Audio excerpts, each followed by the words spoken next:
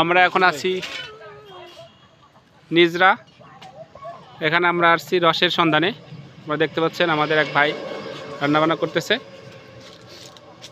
আর এই যে ছোট ছোট ভাই ব্রাদার এখানে অপেক্ষা করতেছে। তোমার নাম কি? মাহতাব। কি এখানে আসছো কেন? রসের টেন্ডার দেওয়ার জন্য। তোমরা কি করতে আইছো? ও খেলা দেখতে এসো, তাই ভাইয়ের কাজ দেখতেছো। ভাই কোথা থেকে আসছেন? আমরা আসছি 4 জন, রাজশাহী জেলা বাঘা থানা। বাঘা থানা? জি। কতদিনের কন্ট্রাক্টে আসছেন? এই 4 মাস। এখানে গাছ কাটেন কয়টা? গাছ হচ্ছে 230। 230? হ্যাঁ। শুধু নিজরা? নিজরা অত্র এলাকা মিলে। অর্থ এলাকায় ওই তো নিজরাই আর কি, নিজরা তালতারা মিলেই আর কি। তো আপনাদের রাজশাহীতে এই কাজ হয় না? আমাদের রাজশাহীতে হয়, আমাদের রাজশাহীতে গাছও আছে প্রচুর, গাছও আছে প্রচুর। হ্যাঁ। আর আমরা প্রতি বছরই শীতের টাইমে এখানে 2 বছর, আরেক জায়গায় 2 বছর, আরেক জায়গায় 1 বছর, প্রতি বছরই। মানে আপনাদের গাছের সংকট নাই, যার কারণে আপনারা চলে আসছেন আমাদের এলাকায় নাকি? হ্যাঁ। দেখেন সন্ধান পাচ্ছেন কি হয়েছে আমাদের এলাকায় গাছই নাই বা এখানে রস ভালো গাছ আছে। এখানে এর আগে আমরা আসছিলাম আগে তিনছড়ায় থাকি, পরে এখানে আসছি গেল বছর। তিল ছড়া না? হ্যাঁ। আমাদের এলাকায় গাছই কমে গেছে, আপনারা আসছেন আমাদের উপকার হয়েছে। আমরা তো রসের থেকে অনেক বঞ্চিত ছিলাম, তা আপনারা আসার কারণে। আপনারা যে রস কীভাবে বিক্রি করেন আর গাছের কন্ট্যাক্ট কীভাবে নেন? গাছ আমরা ওই 1 কেজি করে গুড় দিই, গাছ প্রতি পাটালে দিই, আর রস নিলে রস। মানে পুরো যতদিন থাকবেন ততদিনই 1 কেজি গুড় দেবেন। 1 কেজি গুড় দিব। এক গাছের জন্য 1 কেজি গুড়? হ্যাঁ। আর ওই একবার বলছিলে 1000 করে টাকা দেন নাকি? না না না, টাকা নিলে ওই 1 কেজি গুড়। আপনারা 4 জন আসছেন পুরো এসে? প্রতিদিন এমনি 1 ঠিলে 2 ঠিলে নিই, তাতে এর দামটা কিরকম বলেন তো, কিভাবে বিক্রি করেন? আপনার বড় ঠিলা 500। বড় ঠিলা 500? হ্যাঁ, ওটা 8 লিটার আটে। 8 লিটার 500 টাকা?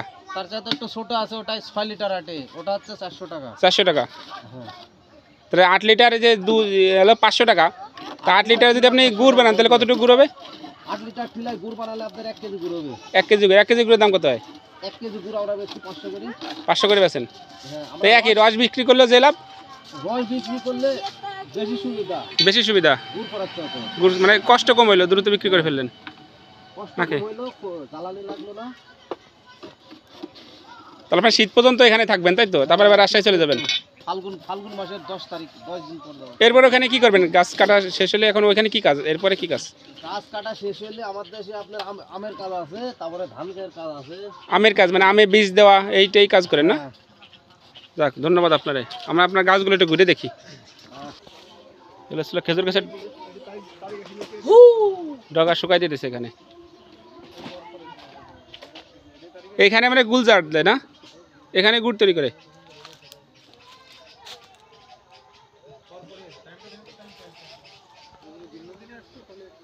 এ হচ্ছে নিজরা উত্তরপাড়া। আমরা আসছিলাম রসের সন্ধানে, রসের অর্ডার দিয়ে আসলাম। এসেছিল, আপনারা সবাই জানেন যে নোয়ার কোচিং, যে নোয়াকে চিনেন আপনারা, একজন ইংলিশ শিক্ষক। এটা হচ্ছে তার বাড়ি। আপনারা দেখতে পাচ্ছেন এভাবে সরানো ছিটা, ওই যে দূরে দেখা যায় সরানো ছিটানো গাছগুলো এক এক করে, এক জায়গা না, দূরে দেখতে পাচ্ছেন একটা একটা করে গাছ। পুকুরের ওই পারে একটা গাছ, এই পারে একটা গাছ। এভাবে পুরো নিজরা নিয়ে প্রায় 250-র মতো গাছ, তারা 4 জন লোকে গাছ কাটে যৌথভাবে, গুড় তৈরি করে এবং রস বিক্রি করে।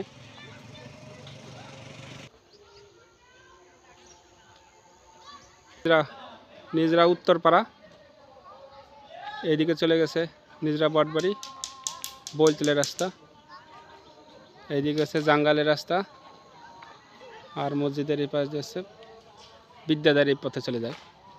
এখানে দিক নির্দেশনা দেওয়া আছে, সোহানীপাড়া বাজার, আর এইদিকে আছে জঙ্গল বাজার।